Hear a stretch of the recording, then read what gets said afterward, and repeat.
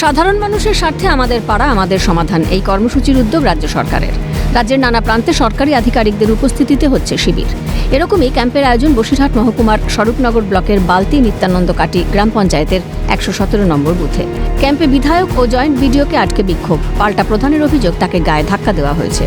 স্বরূপনগরের বিধায়ক বীণা মণ্ডল ও joint BDO প্রশাসনিক কর্তাদের নিয়ে বৈঠক করার সময় উপভোক্তারা বিধায়ককে দেখে ক্ষোভে ফেটে পড়েন। প্রধান সাবিকুর নাহারের অভিযোগ যে দীর্ঘ কয়েক বছর এখানে বিধায়ক আসেন না, বিভিন্ন সমস্যায় এখানকার মানুষ রয়েছেন, তারই বহিঃপ্রকাশ এই ক্ষোভ।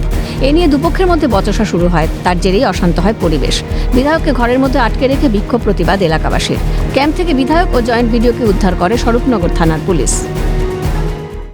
ওইদা রহমানের স্বামী রোবায়েত, সেই স্কুল টিচার, সে একজন আমাকে ঘাড় ধাক্কা দিয়ে বার করার কথা বলেছে। যখন এমএলএ আমাকে বলেছে তুই কে, সেখানে আমি একা ছিলাম। একটা এমএলএ স্বরূপনগরের বিধায়ক, সে একটা প্রধানকে কি করে বলে যে তুই কে? এর জবাব আমরা চাই। জয়েন্ট ভিডিও নিয়ে গিয়ে আমাদের বালতি প্রাইমারি স্কুলের দোতলায় ওখানে নিজেরা একটা মিটিং পরিচালনা করার চেষ্টা করে।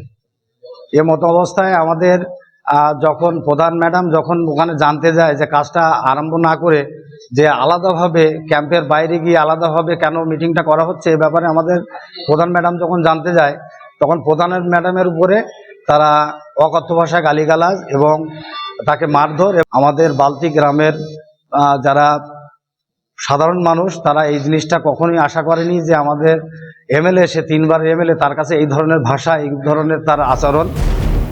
পঞ্চায়েত প্রধানকে কাঠগড়ায় দাঁড় করালেন স্বরূপনগরের বিধায়ক বীণা মণ্ডল। ওখানে ছিলাম, ওখানে প্রধান নিজের বিরাট নেত্রী ভাবছে আর কি। আর জয়েন্ট সাহেবের সাথেই হয়েছে ঝামেলাটা, যে বলছে যে আমি শেষ কথা, আমি যেটা বলবো সেটাই। পঞ্চায়েত প্রধান, হ্যাঁ, যেখানে জনস্বার্থে এই আমাদের পাড়া আমাদের সমাধান কর্মসূচি, সেখানে গন্ডগোল নিয়ে উঠছে প্রশ্ন। বিধায়ক বনাম প্রধানের দ্বন্দ্বে উঠছে আরও প্রশ্ন। বিধায়ককে কাছে পান না সাধারণ মানুষ, দাবি এমনটাই। এই পরিস্থিতি চলতে থাকলে সামনের বিধানসভা নির্বাচনে তার প্রভাব পড়তে পারে বলেই মনে করছে সংশ্লিষ্ট মহল। শামীম মোল্লার রিপোর্ট, ক্যালকাটা নিউজ।